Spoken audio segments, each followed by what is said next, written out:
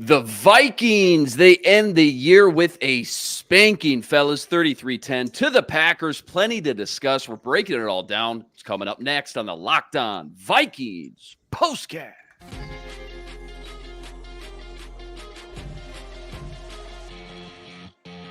You are Locked On Vikings postcast, part of Locked On Minnesota on the Locked On Podcast Network. Your team every day. Vikings fall to the Pack tonight on prime time, 33-10. They are officially booted from the 2023 playoff picture. What's happening, everyone? You got the full four-man crew today. Myself, Luke Inman, at Luke_Spinman. That's Ron Johnson. He's on X, at 3. Ron Johnson, host of the Ron Johnson Show right here on the Locked On Sports Minnesota Network. Luke Braun, host of Locked On Vikings each and every day. He's on X, at Luke Braun NFL. And, of course, the maestro, Sam Ekstrom, host of the Minnesota Football Party. Every Monday and Thursday, he's on X, at Sam Ekstrom. Before we jump into it, fellas, quick reminder, today's episode brought to you by FanDuel Sportsbook, official sportsbook partner of Locked On. Make every moment more. Visit FanDuel.com/LockedOn today to get started. All right, boys, plenty to discuss and hit on from this one. We always start here, though. Ron Johnson, what's the headline reading tomorrow's paper? Well, what's your biggest takeaway or two from what we just watched unfold? The Packers are in the playoffs at 8-8. They are the 7th seed now officially because the Seahawks lost. That is absolute bogus BS. The Vikings had it for the taking. Right there, Jaren Hall could have been the hero, and he was not. So that's the headline. The Packers are the 7th seed right now. They are in the playoffs. Luke, same question. Just biggest topics on your mind after what you just watched tonight. To borrow a phrase from Kevin O'Connell, the Vikings were not their best when their best was required. They no-showed with their backs against the wall. And this is now the second time in the season where they face, or the second season in a row of Kevin O'Connell where they faced an elimination game. One was a playoff game, one was this. And they're not officially eliminated. They can get like 4 games to go their way and still sneak in, but come on. They don't 3% chance. They have a 3% chance. 3%, hey, it's not 0. The toughest one there is going to be the Vikings winning. I mean, yes, the other 3 could happen, but the Vikings winning, I don't know. They had an elimination game functionally, and they crapped their pants. They diarrheaed like a little scared Yorkie. All right, like a sick little Yorkie. That was horrible. That was no part of that is excusable. And honestly, I wouldn't be mad if I saw, I don't know whose, but heads rolling, because that was unacceptable. Yeah, well said. Well said. Sam, are you comfortable giving a fair and accurate assessment of Jaren Hall after tonight? Just knowing how badly the offensive line and defense put him behind the 8 ball. We'll get into all that. But what do you wake up tomorrow thinking of Jaren Hall's overall game now? And I guess just the Vikings quarterback situation as a whole moving into the offseason. How does tonight's game change things moving forward? Well, this was the Kirk popularity night, right? Like, if you didn't think he could be any more popular or beloved than taking his shirt off with chains and blowing the Galler horn, then we watched the first half. And we watched the previous 2 weeks with Nick Mullins. And we watched the 2 weeks before that with Josh Dobbs. The last 5 weeks, Kirk Cousins, by not doing anything except taking his shirt off and doing some good interviews on the Manning cast and such, has bolstered his stock with this fan base so substantially.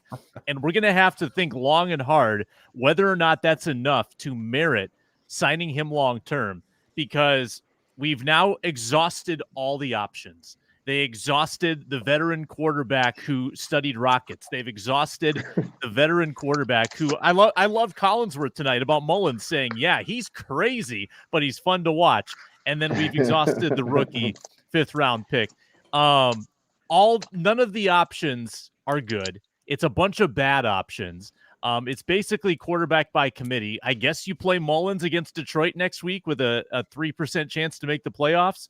But the Vikings do not have their long-term quarterback among the Dobbs, Mullins, Hall triumvirate. If they have one, it's Cousins, and we don't even know if it's Cousins. So right now, it's bleak right now, you guys. I mean, the NFC North, so like the Bears are suddenly on the Lions trajectory, winning all these games late season. The Lions are great. The Packers look good. Tough to be a Vikings fan right now. They might finish last in the NFC North. Good, they deserve to. Sam, what was that word? Triumphal what? Triumvirate, or I could have just Triumvirate. said trio. Trio would have been a triumvirate. I think easier that's way better. to say it. Yeah. Yeah. Sorry, Luke. I didn't know if you had any final thoughts there on that quarterback situation, stemming off what Sam just mentioned. Also, also, Luke saying heads should roll, and we got in the comments there people calling you out for it. I want you to defend that a little bit. Okay. One thing at a time. So, well, for Jaren Hall, yeah, I think you can evaluate him a little bit. So here is, I think we got the answer to why Jaren Hall wasn't the guy over Mullins or Dobbs before, right? Which is that the game plan that works for him, the game plan that the offense you build for him is a lot of 7-step drops, a lot of long play action. We ain't built for that. We don't have the dudes for that. We have our best tackle loves to jump set, right? That's a 3-step move. That's a 5-step move, maybe 7-step play action. That is a great way to make Christian Darrisaw look awful. He got beat. That's not to excuse him or anything like that, but that is not the game that this offense is built for. And I think we kind of found that out. So you go back and you say, okay, so did we just kind of see 4 interceptions and panic? Which, as much as like I love Hall coming out, I've been the biggest Hall guy in the world, and I was asking for him. Looking at that Lions game, the piece that I wrote over on a Reef's Substack, at least, I was very unsure if that was really like the right thing to do. And it kind of seemed like there were 4 really bad plays, and then there were the rest of the plays that were actually really good. Was that the proper move? So I think we're just floundering here, which brings me to, I guess, the second thing, which is, look, I don't think that Kevin O'Connell's head should necessarily roll, but I definitely think that there are people who is the situational game manager, because they've been awful at that this year. Mm-hmm. What about there are people in like there are position groups that have been disastrous all year long, right? Mm-hmm. I wouldn't be surprised to see a little bit. Well, their defensive line coach just dipped. He said, "See ya, peace out. I'm going to Clemson." That's right. And guess what? That unit sucks. They can't get pressure. The only way the Vikings can get pressure all season long was by blitzes. Yeah, right. But it needs Darius or anything.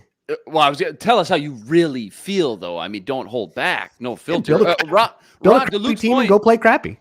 They've lost 1 out of their last 7. Or they lost 6 out of the last 7. 1-1. Get out of here. This team sucks. Not bad. Ron, yeah, but they got that 3-0 in Vegas. That's true. Yeah. That's true. Ron, I mean, Luke's right. We really have seen this entire team unravel the last 3 weeks when they needed it the most. It's not just a quarterback thing right now. The offensive line, like Luke mentioned, manhandled tonight. The defense is withered away. You're getting 34-yard punts once in a while. What's been the number one problem with this team outside of the obvious quarterback carousel in your mind? I mean, I hate to say it, and it's very cliche, but health. Like the injuries, Sure. The amount of injuries have been crazy. Now, even before the injuries, though, it was the turnovers, like the fumbles, the lackadaisical plays. Kevin O'Connell kept saying, like, these guys need to take this serious, and I'm going to let them know how serious. Like, you should not have to tell them how serious you are about turnovers, and that to me just seems like the guys came into this season reading their own headlines, talking about how good they were going to be. In year 2 of Kevin O'Connell, they were 13-4 last year, and I think they felt like every game was going to go their way because it did the year before.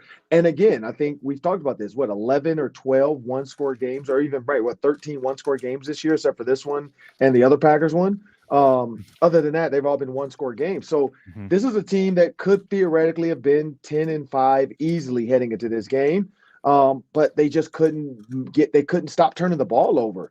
Other than that, the other thing to me is Kevin O'Connell, and I was talking to somebody today at the game within the organization, and they were like, they wonder why Kevin O'Connell didn't start the 2-quarterback system when he was confused. So like have Dobbs come in, then have Mullins come in, have Dobbs come in, have Mullins come in. And if you know what you're trying to get out of them, get those guys in at different times to get different stuff out of them. Keep the defense on their heels. Now Dobbs is in. You got to prepare for a guy that can run. Now Mullins is in. You got to back up a little bit. Like, it doesn't work to leave one in, so you might as well try something. Like, it's like spaghetti. Throw it up against the refrigerator, see what sticks, and then eat it. And that's, to me, is like the play action to start the game with Jaren Hall. He got, 8 yards on it? He never really went back to it seriously again. You should have kept rolling him out. Keep him on the move a little bit. Let him see what he can get with his legs. If nothing's there, throw the ball. If nothing's there, run and get what you can get. Like, just letting him sit back, because he kept saying it. Like, I'm going to run the ball just as much as I did with Kirk Cousins.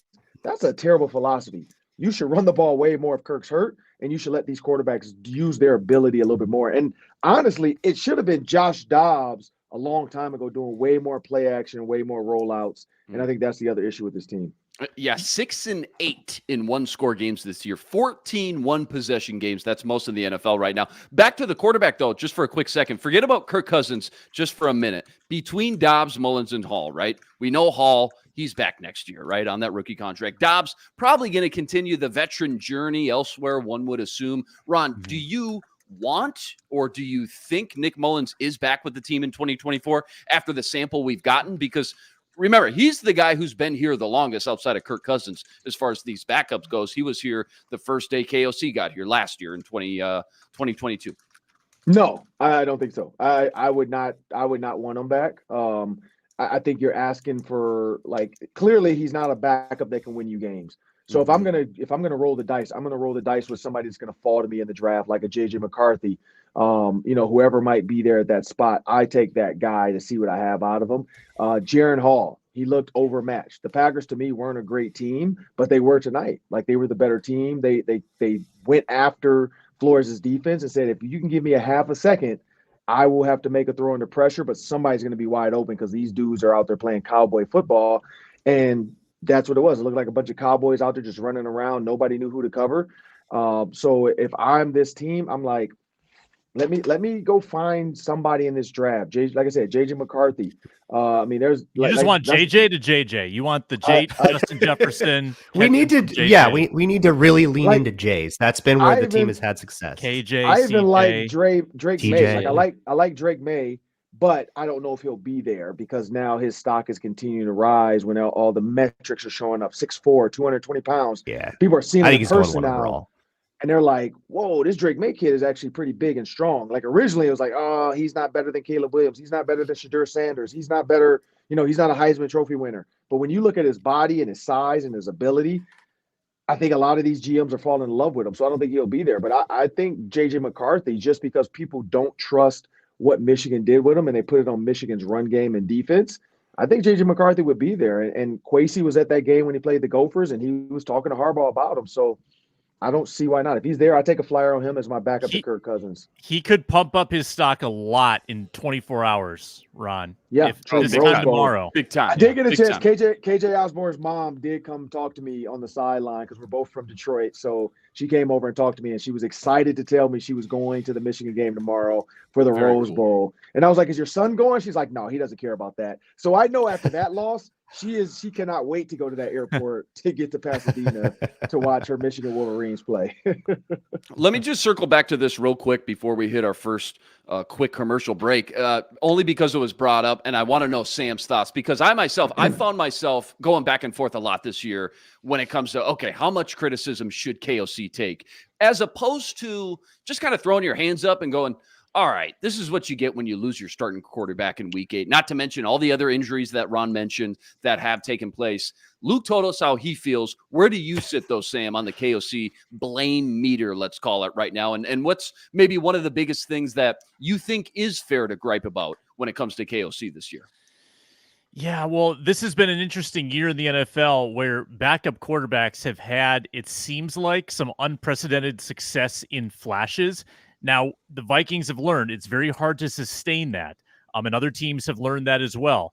Tommy DeVito, right? Like, had his 15 minutes of fame and then got benched for Tyrod Taylor. Like, that happens all over the league. Joe Flacco's the shining example of a backup that started playing well and kind of sustained it and got better and better with Kevin Stefanski. So it can be done. Like, you can take a backup of the right ilk and kind of remake who you are offensively. Joe Flacco does have a Super Bowl, so maybe a little more in the credential department than what the Vikings were dealing with. But it's a crapshoot when you're dealing with backups. I don't know if the standard can be, well, we're going to barnstorm into the playoffs. I think you hope to play 500 football, and the Vikings haven't been able to do that. They've also dealt with an incredible amount of attrition, right? Like, I mean, look at the amount of injuries they've had, and I think we got a little numb to it. But, I mean, defensively, they were so thin going into the season, right? Like we said, there's no margin for error. They can't afford to get hurt on defense. And they had a great stretch where the Brian Flores thing was really working, but of late, they haven't done the offense any favors either. The offense didn't have JJ for so many weeks. They don't have TJ Hawkinson. Jordan Addison wasn't 100% tonight. Brian O'Neill missed 2 games. The offensive line was shuffling around in the middle of the season. All of that stuff happened on a roster that wasn't particularly deep. So I think there were some inherent challenges with the deck that he was dealt. Now, Ron touched on a lot of this. Did he get the most out of those three quarterbacks? I think he was maybe a little too trusting of their abilities to execute, to get the ball downfield, to do the things that Kirk Cousins did. Didn't simplify things a whole lot. Didn't work the bubble screens, the shorts, the quicks, like you see a lot of these other quarterbacks doing. Like Justin Fields beat the Vikings at US Bank Stadium just throwing like little bubble screens the entire game, right? Like sometimes that just has to work. And he was kind of trying to shove a square peg in a round hole at times, it felt like, but he was given a really, really crappy deck. Yeah, well said. And good topic, by the way. I know we're going to be breaking that down for the next 4 months this offseason. I want to talk about some more individual performances from what you guys saw tonight. But first, let's get a quick word from our sponsors over at FanDuel. Guys, don't forget this episode brought to you by FanDuel. Right now, new customers, you're getting $150 in bonus bets when you win just a $5 money line wager. That's $150 in bonus bets when you throw down just $5 on any money line wager. That means next week, you could take the Cowboys over the Commanders. They're 13.5-point favorites right now. You bet $5 on Dallas to win straight up. You could win yourself $150 in bonus bets. If you've been thinking about joining FanDuel, no better time to get in on all the action. The app, so easy to use, and they got everything you need. Money lines, parlays, prop bets, you name it, they got it. FanDuel's got everything you need to bet on the entire NFL season, and it's by far the easiest and simplest betting app to use. Go check it out for yourself. Visit FanDuel.com/lockedon. That's FanDuel.com/lockedon. Today, America's number one sportsbook. FanDuel, official partner of the NFL. All right. 4 weeks ago, guys, I came on this postcast and I asked you guys, is this a championship caliber defense we're watching after that Raiders shutout? Since then, the defense has allowed 22 first downs to the Bengals, 28 to the Lions, 28 tonight. They've allowed over 1,200 yards in the last 3 games, 6-1 touchdown to interception ratio. I think it's safe to say now, guys, this Flores defense, it's been solved. Ron, I'm curious your thoughts. What's been maybe the biggest reason for the collapse in your eyes? So time of possession for the offense, honestly, that's one of them. You put the defense back on the field way too much, not sustaining drives, 3 and outs, turnovers in bad situations. That's part of it. The other part of it, though, is I understand the riverboat gambler in Brian Flores, and I understand that, you know, he wants to have a blitz rate that's never been seen before, a defense that's never been seen before. Yeah.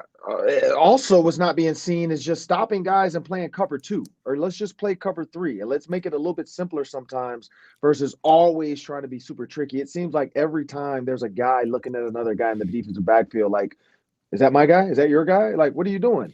And so, in my opinion, I just think, like, it's okay to be blitz heavy. It's okay to go after, but sometimes you just have to sit back and let 4 go after them and then let your guys cover. Like, 2-man. Is nothing wrong with 2-man with the Tampa 2 drop linebacker and just rush 3 or 4. Like you don't always have to be. And I felt like he got too gimmicky and he started getting too sexy. Like everybody was talking about him. Now, this is the thing, though. If he's trying to generate buzz to become a head coach, he had done it. And then I think now, like, as you said, like these last couple games, a lot of these owners maybe are like, oh, wait a minute. Do we think this can be sustainable? Because it doesn't seem sustainable long term. It seems like hit or miss. And I think he should have had a secondary plan. Like, let me throw a bunch of, you know, crazy stuff. It's like throwing, you know, grenades in a hole. What's your next plan? Like when they come out the hole, you got to have a secondary attack. And he didn't have a secondary attack. He threw grenades, and then it was like, all right, we got to duck too because it was bombs. Sam, is it Flores or the player personnel? Because I got to tell you, watching guys like, you know, Jalen Williams, Jay Ward, Booth, Asamoah on the field wasn't supposed to be part of the plan this season with so many injuries, though. Backups have been forced to play. That's the draft class. Yeah, we'll get to that. So it was supposed to be the plan. Oh, we'll get to that. Flores or a talent issue, Sam? What's your just kind of knee-jerk reaction right now? I think they got a dearth of talent back there. I mean, I think the secondary without Byron Murphy, They moved Cameron Bynum to cornerback tonight. Like, that's how desperate they were. I didn't think that experiment went particularly well. Ron has to bounce. We appreciate Ron Johnson going to do the radio. But, I mean, you're not super confident going forward in the secondary. You like your safeties, obviously, but the corners, I think you're kind of shrugging your shoulders about a Caleb Evans right now. Mekhi Blackman, Andrew Booth might be a wash. And you got one more year of Byron Murphy, who was quite good this year. But let's also look at the Flores resume now that we've got 16 games. He's got the one, I think, gold medal performance against Purdy and the Niners. But then, I think his defense got progressively worse as the quality of quarterback increased. And he was, to his credit, good at stifling bad quarterbacks like Tyson Bagent, Bryce Young, Jordan Love before he figured it out. The Jameis Winston, Derek Carr duo.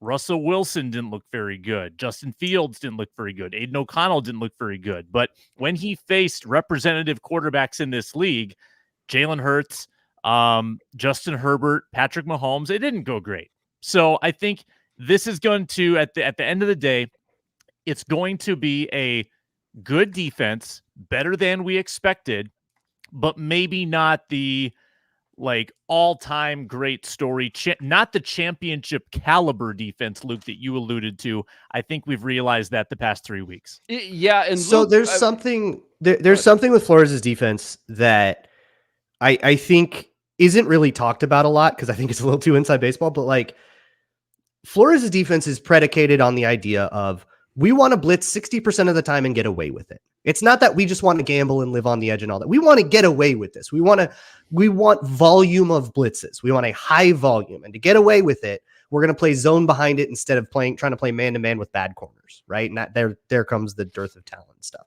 That is what this idea was. And it was very, very cool until it hit Zach Taylor and Ben Johnson and Matt LaFleur. They figured it out. They figured out that you can throw against 3 deep, 2 under to the flat all day long. As long as your quarterback can backpedal a little bit, which Jordan Love did a very good job of, and throw off his back foot, which he also did a good job of. As long as he can throw a back foot floater to a check down, you'll have it all day long. And you just do that all day long. You don't need to do the bubble screens. You don't need to do the manufactured crap. Just have an outlet, backpedal, and check down. That's how Justin Fields beat the Vikings on Monday Night Football on that last drive. Backpedal and float it up. And all of the last 3 games have had similar principles totally answering the Flores defense. And to me, this feels like we're watching a 2008 Dolphins Wildcat thing on defense, where they came up with something really cool and it worked for a while. And then someone figured it out. And then everyone went, all right, that's not actually a sustainable strategy. And when I did my big breakdowns of it in November, my point was, okay, this is a cool idea. This is the thesis to it. Someone's going to crack the nut. It's the NFL. Someone always cracks the nut. Can you come up with a counterpunch that keeps this thing alive? The answer to that has been an emphatic no. So whether or not, I mean, the reason we're in this is because we don't have any talent on defense, because we have one good corner and it's Byron Murphy and he's hurt. They designed this going, okay, we got to make this work with Josh Metellus and a Caleb Evans. Yeah. They came up with that from the outset. So the question was always going to be if they could find a way to counterpunch when someone figures them out. And that's been a no. I think a good segue there too. I think a big question this offseason is going to be what happened to that first draft class. Seen Asamoah, Booth. I just mentioned all these backup guys are playing.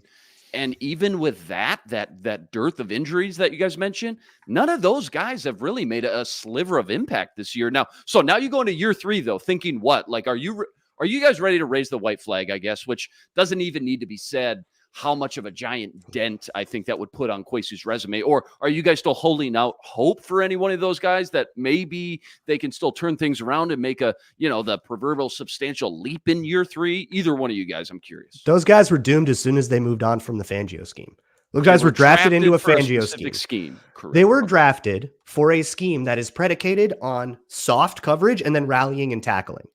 So the fact that somebody like Lewis Seen is an inconsistent tackler, that somebody like Asamoah is an inconsistent tackler, wasn't a big deal to that. Because there's going to be a bunch of guys around the ball, right? We can maybe get some value by getting guys that will drop down the board because they might have a tackling issue and then cover it up schematically. That was the idea. Crashed and burned, failed horribly. Well, now they're in a scheme where everybody has to tackle. Yeah, man, they're not going to get reps. Troy Dye's better at that. I would venture to say that if there's another Flores flaw, I'm not sure he has time for you if you don't fit exactly what he wants. I don't know if he's going to short leash for sure. Sit and develop. I think it's everybody to a degree. I think you got to coach. I think you got to coach guys up a little more. I think you got to find a way. Mike Tomlin, hear him talk about coaching young guys who can't do something the way you want them to. That's just not an option. And the Steelers never have losing seasons. Like they get better and better and better, even though they're kind of anonymous, like a lot of times. So I don't know if I'm ready to wave the white flag, Luke. Historically, you don't see a lot of third-year guys that have done nothing suddenly turn into something. But maybe we have to lower the expectation. In some of those cases, like Lewis Seen, I'm not upset because they have great safeties. Mm-hmm. If it's Andrew Booth, I'm bummed out there, because Andrew Booth has certainly had plenty of opportunities. There's been plenty of need for good cornerback play. And what happened to Brian Asamoah? That is probably my biggest head scratcher. That Troy Dye was ahead of him on the depth chart. Like that. Can't tackle.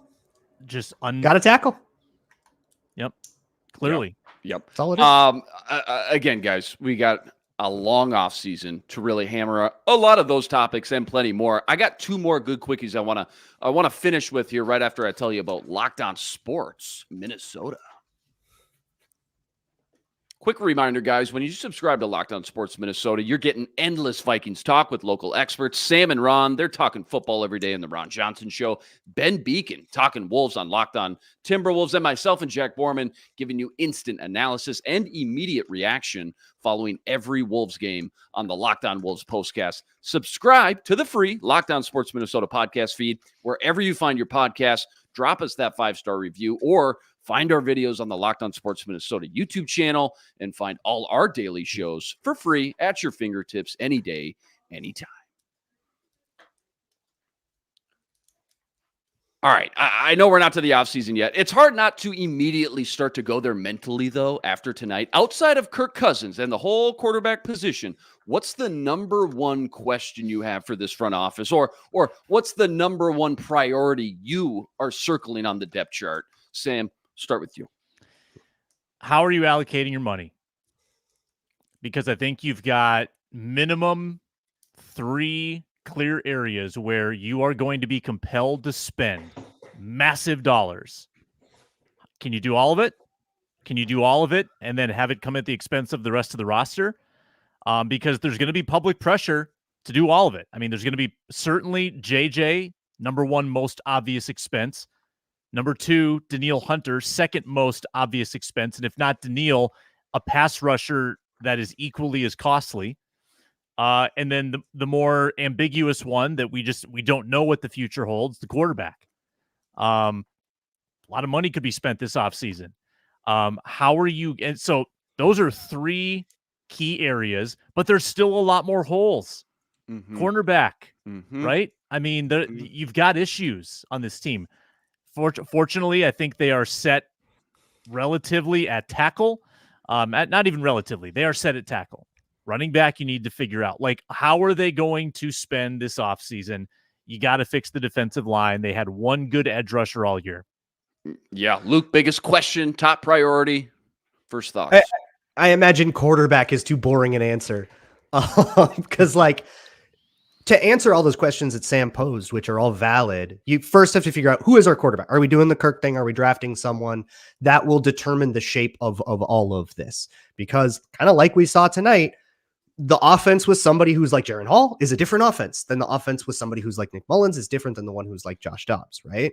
That was a good example to kind of see just how different offensive structures can ask different things of different players. And so if you want to go find a serious version of any of those 3 guys, right? Like a serious play action guy, like kind of what Goff is, or a serious, read option guy, like a better Dobbs, right? Maybe you're going to try to trade for Kyler Murray or something like that. Whatever that is a different offense and will require different players and will make you make different decisions on whether or not you cut Garrett Bradbury, for example, who has a fairly cuttable contract. But here's what I'll tell you now. Not for 2024, which they've got some holes, they got some stuff to do, we'll figure it out. 2025, 1 year out. How many players do you think the Vikings have who will be on the roster under contract with a cap hit higher than $4 million? You're not allowed to look it up. Take a guess. Oliver, Harrison. Tell me if I'm right. Like on these guesses. Harrison is one. Yes. Oliver is one. Yes. Okay. Phillips. O'Neal. Phillips expires next year. It does. Phillips will be gone. O'Neal is another one. O'Neal. And I'm gonna say that is it. Almost. You still got Hawkinson. Oh, Hawk. Yeah. And Bradbury that year? Bradbury and Josh Metellus barely makes it. So that's 1, 2, 3, wow, 4, 5, 6 players under contract 2 years from now that are like actual players. The rest of them are rookie. 6 players. You have no commitment to anything. Commit to something, Kwesi. Justin Jefferson not on that list right now. Daniil Hunter not on that list right now. Cornerstone players. So commit to something. Whatever you have right now, we live in this world of temporariness where everything is like a 1 or 2 year deal and everything is not really a commitment and everything's got commit to something. Figure out what you're going to build and commit to it. Because otherwise you're just going to let all the talent walk out of this building and we'll be looking like the Carolina Panthers did.